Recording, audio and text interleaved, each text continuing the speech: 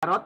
Ya. Yang pertama, Shalom Pak, gimana cara mengatasi anak kalau di rumah dia berani, tapi kalau di luar dia cenderung takut? Pertanyaan pertama. Yang kedua, cara mengarahkan anak yang sudah umur 18 tahun, yang cenderung berkata kasar dan nada marah, ada berontak juga. Kita harus gimana Pak cara menanganinya? Ya, 2 pertanyaan Pak Jarod. Ya, anak di rumah berani, tapi di luar takut gitu ya, jago kandang ya. Memang biasanya anak-anak jago kandang itu tipenya melankolik ataupun flekmatik ya. Ini dua tipe introvert. Nah, tapi sekali lagi temperamen dasar itu bukan kesimpulan ya, tapi itu bahan baku. Manusia kan berubah. Manusia itu bisa berubah. Yang tidak berubah cuma Tuhan sama setan. Jadi kalau anaknya bukan setan pasti bisa berubah ya, tapi anaknya kan manusia. Manusia itu bisa berubah. Nah, tapi kita tadi berbicara mengenai sanguin, pragmatik, melankolik itu untuk mengetahui anak kita itu dasarnya berangkat dari mana. Nah, anak-anak yang pemalu di luar rumah, penakut di luar rumah, tidak berani di luar rumah, biasanya kecenderungannya ke arah yang introvert, yaitu melankolik dan pragmatik. Kalau yang berani di luar rumah, berani tampil di sekolah, maju ke depan, ikut organisasi, jadi ketua lagi, itu biasanya kolerik sama sanguin. Dan dua ini biasanya selain berani di luar rumah, juga narsis, suka tampil, kalau punya Instagram rajin update gitu ya. Tapi kalau yang pragmatik dan melankolik itu biasanya jarang tampil, punya akun hanya untuk nge-follow orang-orang lain. Ya, yang penting-penting aja dia update. Nah, itu emang namanya kecenderungan perilaku atau temperamen dasar. Nah, ini semuanya dipahami lalu dilatih. Jadi manusia bisa berubah, maka itulah gunanya pengasuhan. Pengasuhan adalah untuk merubah anak. Tapi sebelum merubah anak, memahami, menerima apa adanya, mengakui sisi positifnya sampai terbangun relasi. Relasi sudah terbentuk, nah kita mulai bisa merubah anak. Misalnya dia takut dalam hal tampil ke depan, ya bisa dilatih. Ya, tapi pelan-pelan. Kalau orang sanguin dan kolerik nggak usah dilatih, udah memang dia jago tampil. Bahkan kalau kebaktian, sel grup itu paling senang bersaksi. Malah kalau nggak dikasih kesempatan bersaksi bisa kecewa. Tapi pragmatik dan melankolik dikasih kesempatan bersaksi, minggu depan ditodong bersaksi, gitu ya. Minggu depan nggak datang lagi. Itu gereja maksa-maksa. Masa saya maju ke depan gitu ya. Jadi memang orang yang tidak berani tampil itu butuh waktu. Jadi misalnya anak sanguin, dia masuk TK, baru berapa bulan udah maju ke depan, nyanyi gitu ya. Tapi anak yang itu butuh waktu penyesuaian, waktunya lebih lama. Nah, maka untuk anak-anak yang memang kita tahu bahwa dia nggak suka tampil, penakut di luar rumah, ini butuh waktu untuk penyesuaian. Yang kita berikan adalah dorongan, dan kalau dia mulai berani, kasih apresiasi.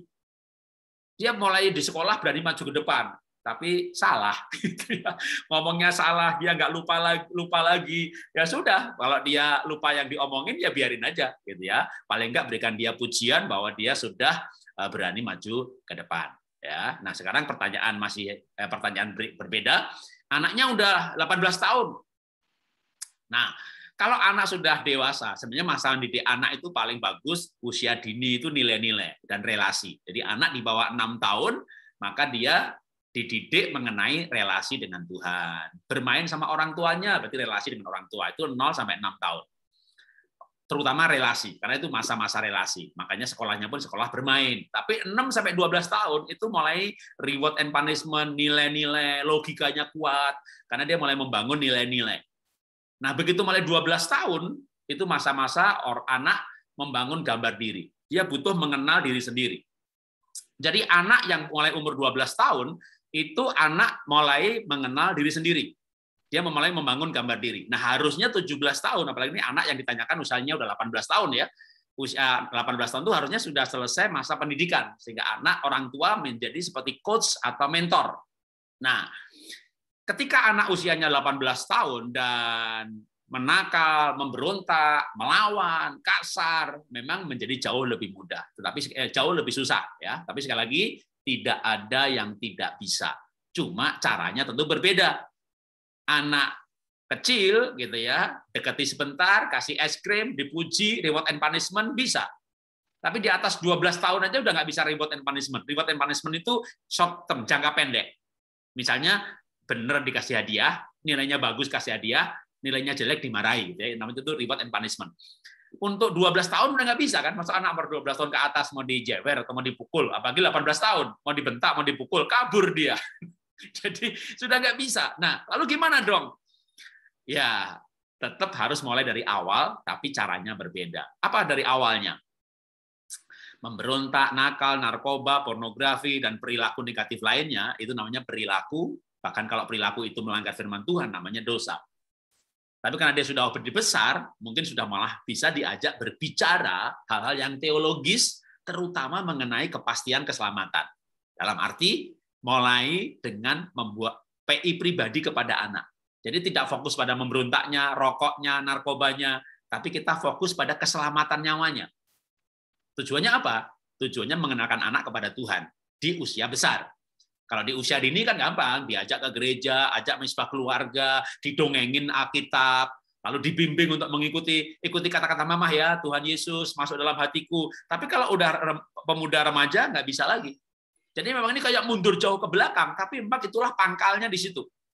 Jadi nanti kalau dia sudah sampai akhirnya sadar mengenai keselamatan, itu nanti rokoknya, pornografinya, narkobanya, kelayapan malam harinya.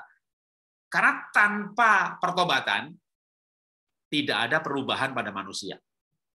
Jadi kalau masalahnya memang cukup besar, ya sampai melawan, memberontak, apalagi mulai bohong, nah kita harus mundur jauh ke belakang, lahir baru. Sudah Pak, dia udah lahir baru, dibaptis, dia bertobat, terima Tuhan Yesus, tahun sekian. Nah, kalau gitu ya mulai dengan dating lagi tadi. Tadi sengaja saya kasih foto waktu ngajar soal dating, itu kan anak-anak saya udah SMA, udah kuliah, ada yang paling kecil SMP. Jadi datingnya itu hanya dalam rangka membangun relasi sebelum menasehati.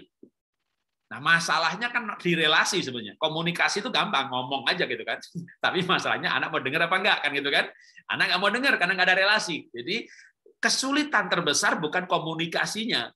Komunikasi itu kita berbicara di hati kita apa, pikiran kita. Tapi anak kan nggak mau dengar, nggak mau diomongin.